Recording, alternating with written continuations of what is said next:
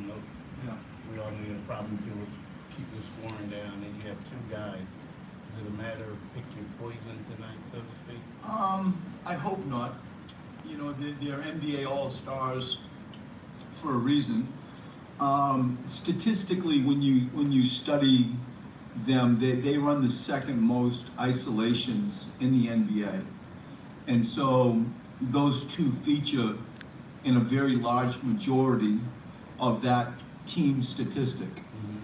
When you admit that, it gets down to the obvious stuff. Well, can you guard your man? You know, there aren't that many isolations, but it's deeper than that. It's you know, where are the other teammates? You know, where does the help come from if you do get beat?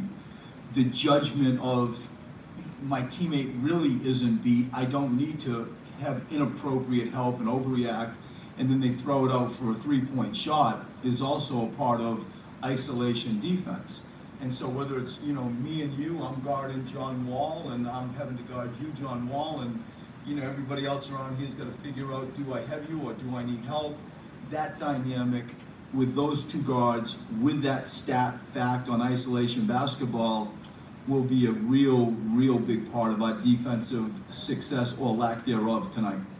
Jimmy, I know we've talked a lot about him just kind of fitting in and seemingly like taking it as it comes, but he came out and said yesterday, like, I don't care about points, I don't care about shots, I just care about winning. I mean, to make those comments publicly, even if he's saying it internally to the team, does that do something extra, you know, that he comes out publicly and says that sort of thing? Well, first he means it. I mean, let's just go there. It's admirable how he's chosen to integrate himself into this city and into this program and so on. And his actions confirm, you know, his message. And I think that as time unfolds, you know, you're going to start to I believe, understand, and he will show us of why he has had the success that he's had from an all-star status. You know, like you see, as an example, at Brooklyn, you know, the second half, last period, you know, he wasn't trying to just pass them, was he? No, and thank you, Jimmy, for not just trying to pass. So I think the balance of him, you know, putting his thumbprint on this program and him feeling the teammates is calculated. I think it's patient, and it's one, as I've said many times, I respect it.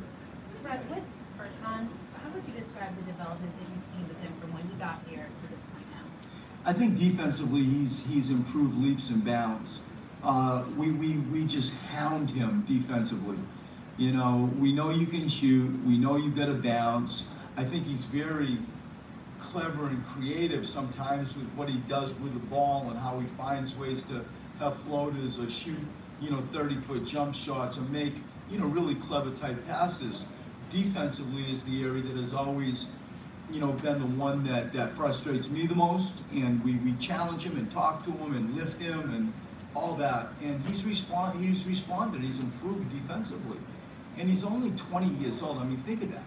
And so, you know, I think that he really has a future in the NBA. If you all paid attention to what went on in Europe this year, you know, with the qualification series, he was one of Europe's most dynamic guards. We all saw, you know, that game that he had in Vegas. And so, like, I think we get he's got a real chance to be a scorer, but we're always trying to develop those two-way players, and I think he's improved his defense. Coach, in light of what Woj tweeted out about Markelle Fultz, can you give us an update on that situation? I have no idea what you're talking about with Woj.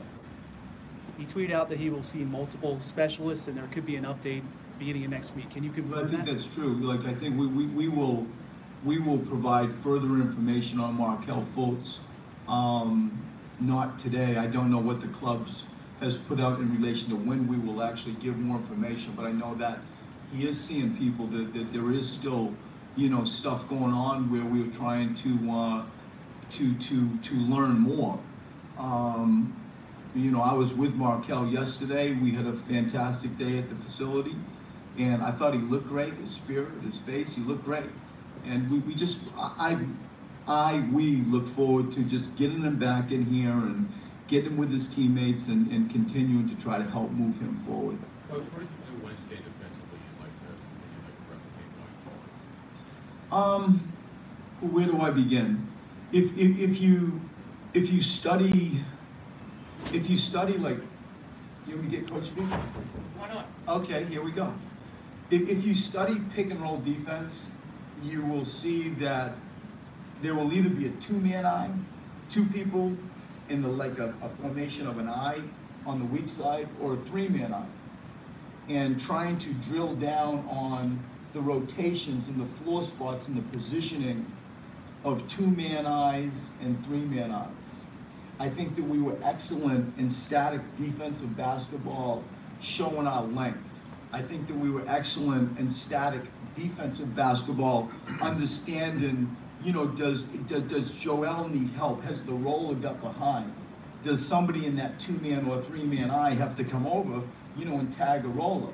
And if he does, well, what's the rotation behind it as you play X-out game and they start picking apart the backside for three-point shots? Stuff like that.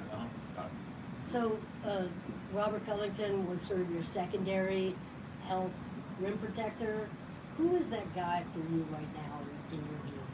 I mean, I don't see him like you just said he was. Okay.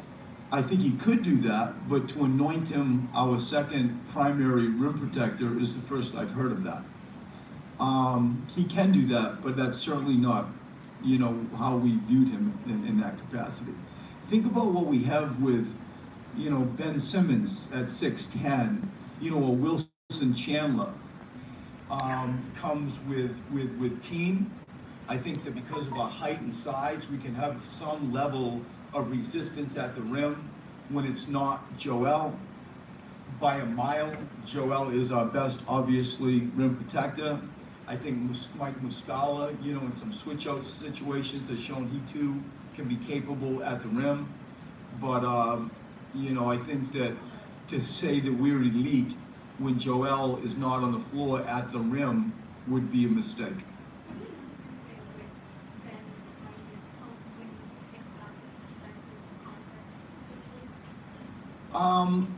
I see a partnership with those two.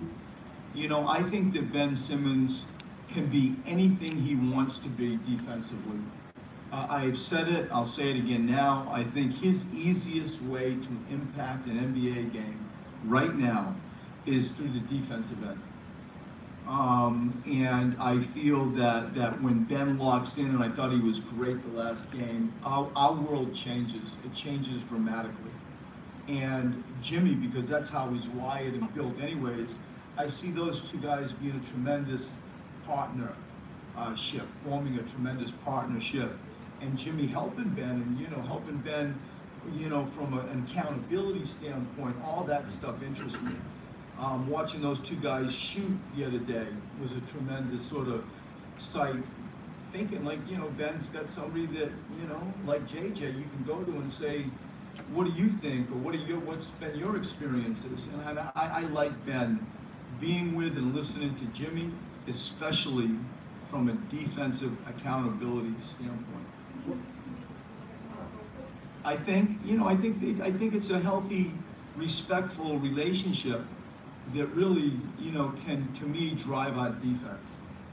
What stood out to you about Jimmy's personable personality? That he's interested in a lot of stuff that isn't basketball, which is always one of my favorite parts of coaching, when you just sit down and talk about other stuff. And, you know, he's wildly curious, it seems. He has many outside interests that aren't related to basketball. I'm always paying attention of people's health and how they, you know, take care of themselves. And you see he's got, you know, wearables that monitor his sleep, and he's mindful and conscious of getting 9 hours. He's really disciplined trying to get that into his routine. And any great player that I've been around has a routine. There is a rhythm to his day.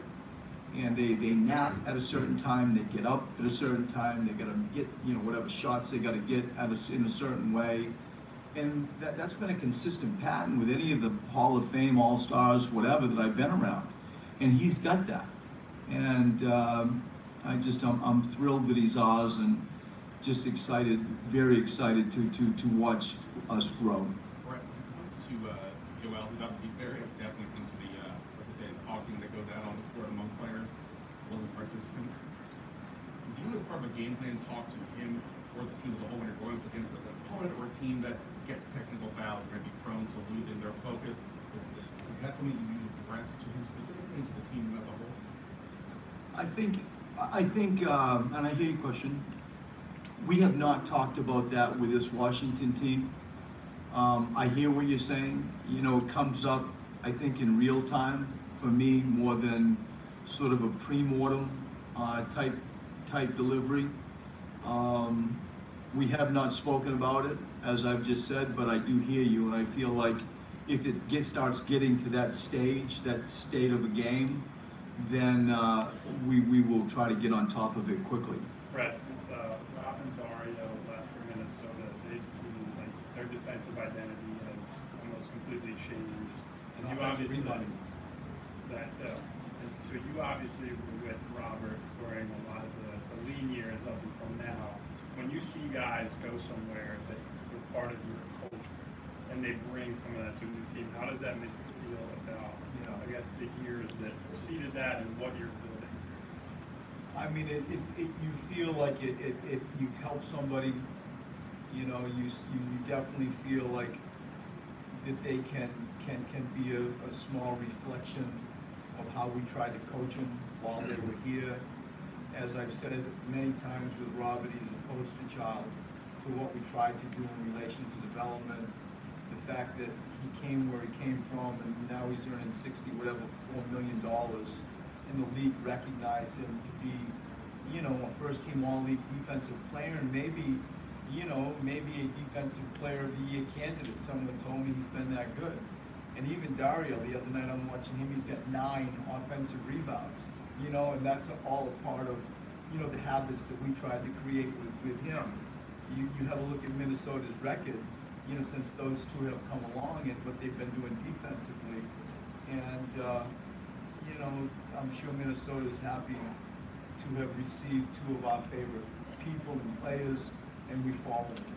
We certainly follow them. JJ talked the other night about the 2-man game with Joel. How much of that is JJ just reading situations really well right now? And how much is Joel progressing as a screener and just kind of blowing up the guy trailing JJ? Like, what's the mix there? I think the main ingredient is familiarity, because in that very simple look, there are probably 4 or 5 things that can happen out of that, either for JJ or for Joel.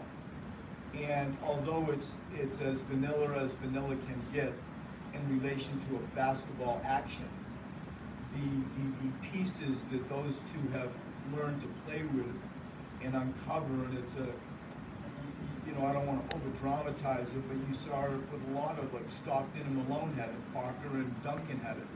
And you just get used to doing something with somebody a lot and reacting to how different defenses, you know, try to defend that.